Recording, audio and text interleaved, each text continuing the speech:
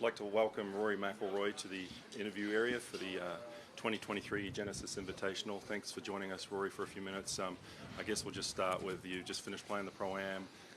First look at the course, just talk about that and the state of your game, and then we'll just take some questions. Yeah, don't think there was much to learn out there this morning. Cold, windy.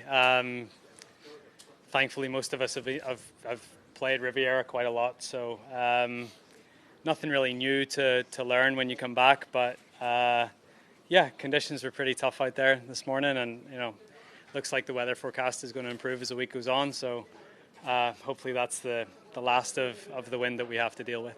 Perfect, ladies and gentlemen. Just use the mic and step in line, and we'll start with Dan. Yesterday, Tiger was saying that he can't fathom being a ceremonial golfer. That once he feels like he can't win, whether that's a rational belief or irrational belief, he can't wrap his head around just being out there for fun. As someone who's, you could potentially be one of those future guys, ambassadors of the game, do you see yourself hanging around doing the ceremonial tee shot? Or do you feel the same way where it's like, if I can't win, what's the point of being out here?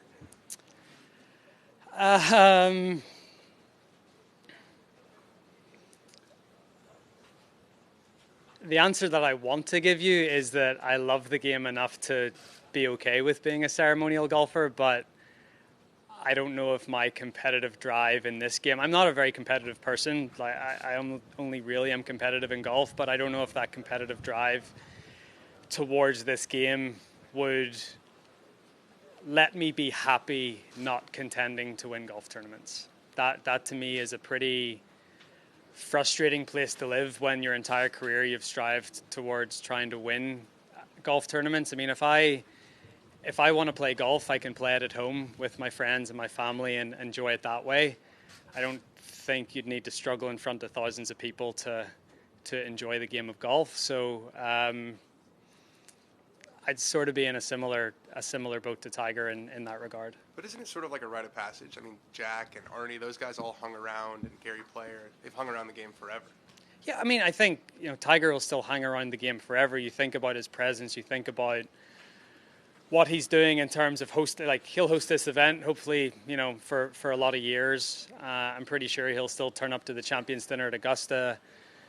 I'm pretty sure he'll be involved in the game, whether it be his investment of entities that are sort of to do with the game of golf and trying to be an ambassador and trying to bring the game into the 21st century with some of the stuff that we're trying to do as well. So, still being around golf and making his presence felt doesn't necessarily have to mean hitting the golf ball in tournament play. Hey Rory, last week you lost your #1 spot in the world rankings, unfortunately. Is that something that you really care about, or is it just something that you kind of dust over? Because you are still playing good golf. Thank you. Yeah, of course I care about it. I think it's a really cool thing to be ranked #1 in whatever you do.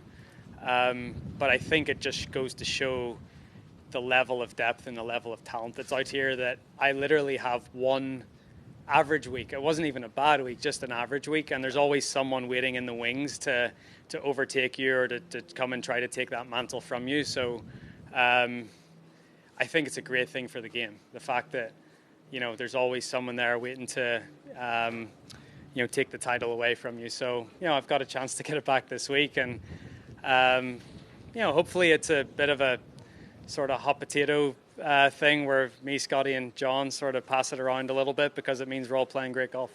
On those lines, do you think it's going to be musical chairs at the top spot for a while, or can somebody cement it? I mean, I don't see Scotty or Rambo going away, and I certainly don't plan to either. And obviously you've got so many other guys in there that would have a chance to sort of be up around that conversation as well. So I just think with the way the game is right now and just sort of how we play, and it's becoming harder and harder to separate yourself from the field. So it seems like it's been that way for the last, basically since Tiger was in his heyday, that that #1 spot's sort of been passed around a little bit between us all. Have you had a chance to watch the Netflix Full Swing show yet? What are your thoughts? Just my episode. You've been very involved with just the new look of the PGA Tour, how the schedule will look in the future, and designated events are a big part of that. The discussion kind of recently is who will play in these events. I'm just curious where you stand on how you think they should look, how big the field should be, and who should be playing in them. The best players should be playing in them, because ultimately the PGA Tour needs to be built around the best players, because that's what will maximize the value of the product. But that doesn't mean that there's not great storylines further, down that list, which, we're all very cognizant of. Like I've had tons of conversations with guys that are worried about what events they're going to play next year and all that. And like the one thing I said, I'm like, no one's trying to screw the bottom half of the tour here. If anything, we're trying to lift it up. We're trying to, like, if you have a product, I hate calling it a product, but a product that this year is forecasted to do $2 billion in gross revenue. Like, you're trying to grow that product as much as possible. So the way I've tried to describe it is, if you look at like the NBA's growth trajectory over the last 20 years, they've built that league around their best players and their stars, not around the 12th guy on the team. But because they've built that league up around the stars, the 12th guy on the team does way better than he used to.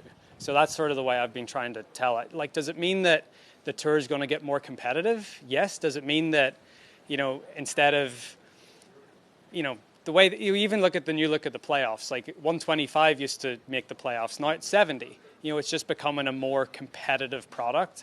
And I think, honestly, that's a good thing. Cool. Thanks. Along those same lines, it feels like improve the product has become like the new grow the game. That's kind of the buzzword for the PGA Tour. Whether it's the in-round walk and talks or the Netflix series or the TGL thing. Yeah. From your perspective, why is it necessary that the periphery stuff is also included in just the PGA Tour tournaments as well?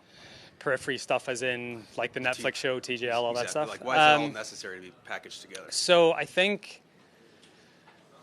the demographic of golf is pretty old, pretty much has been for a lot of years. And I think all this peripheral stuff is trying to engage a different type of audience, so that, for example, last year was the first time ever that more golf shots were hit on non-green grass golf, Top Golf, pottery, whatever. Like, there was more golf balls hit in those styles of golf rather than actually on a golf course. So it's like all going towards, so to me that means that people are interested in the game. So to get people in the doors of those things, to get them to enjoy that, to then say, okay, if we enjoy this, maybe we'd actually enjoy the real thing. Because the thing is, you want to get eyeballs on the game and viewership and ratings and all that. I get that, but it's converting those eyeballs into people that actually participate in our sport. That's what growing the game is, and I think all of what we're talking about has a role to play in that. Yesterday, Tiger said that there were some mixed emotions to the response to the 3 designated events that we've seen so far from the membership. What is your perspective on the feedback that you guys have gotten so far? Yeah, so the feedback is, I would say similar to what Tiger said yesterday. It's the top half of the membership being really happy that they're in them, and but then the guys maybe on the outside looking in being worried about if they're always going to be on the outside looking in. I think the big thing has been, is this going to be like a closed shop for the same guys every single week? And it's not. This tour was built on meritocracy. This tour is built on, if you shoot the scores, you can move up the levels and you can play in the biggest events. Like, that's not going to be taken away. As I said at the start, it's just about making it more competitive. And ultimately, I think that's a good thing. I think that, I'm not saying that we're going to have field sizes of 50, or, it's going to be closer to what you've seen in the past. We're not trying to limit opportunities out here, but we also want to make sure that when people get opportunities, it's the most competitive tournaments and the most competitive product that we can put out there. And you were a late addition to the Netflix series. Why did you ultimately decide to participate? So I had a conversation with Chad Mumm, the producer, back in August. And basically, with everything that went on last year and sort of the way I played and with the way the storylines were, he just said to me, I think the show would be missing something if we didn't at least get your perspective on things. So I agreed to sort of get mic'd up at the Tour Championship, and things obviously went well for me that week, and coming off the back of the Delaware meeting and all the dynamics that were at play at that point, I felt for me as well, it was just a good, it was maybe a good way for me to get my side of the story out there as well. And, again, I said this last week, but I set some ground rules, and, I wasn't going to be as accommodating with the cameras as some other guys were, but I think they understood that, and honestly, I was pretty happy with how my episode turned out. Just talk 2 or 3 more, Bob. You go. Rory, following some of the other questions about the designated events, I believe there's 5 right now that don't have a cut, including the match play, which we're not quite sure of its future. Are you okay with that increasing? There's been a lot of rumblings that maybe a tournament like this would become a no-cut event. Are you good with that, and how does that fit into what you were talking about, the product? Yeah, I mean, I think if you look at where we've historically been, so whenever the WGCs were still a thing, we had 4 of those.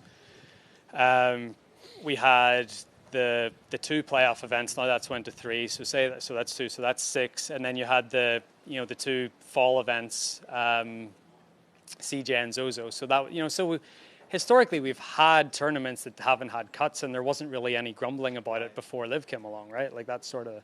So I think you're going to see a mixture of both. To be honest with you, I think some tournaments more than others lend themselves to maybe having cuts and trying to keep some sort of history here. Like we're at the old LA Open that has a ton of history here. Is this an event that maybe should keep a cut going forward, potentially, because of the history of it? So we're thinking about all that sort of stuff. There's a ton of conversation around it.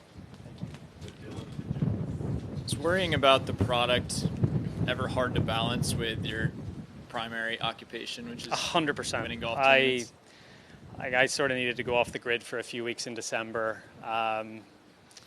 Part of the reason I didn't play Hawaii, I just didn't feel like I was ready to go out there and play golf again. I just needed to reset and sort of, look, it was a busy year for me. I had a ton of stuff going on.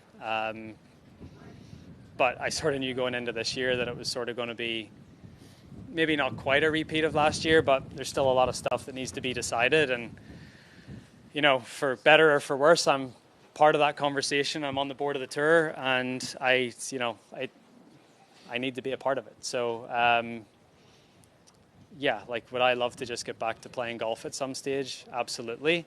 But hopefully after this year and the schedule set for 24 and beyond, and we sort of get everything else in place, then hopefully I will be able to go back and concentrate on the day job a little more.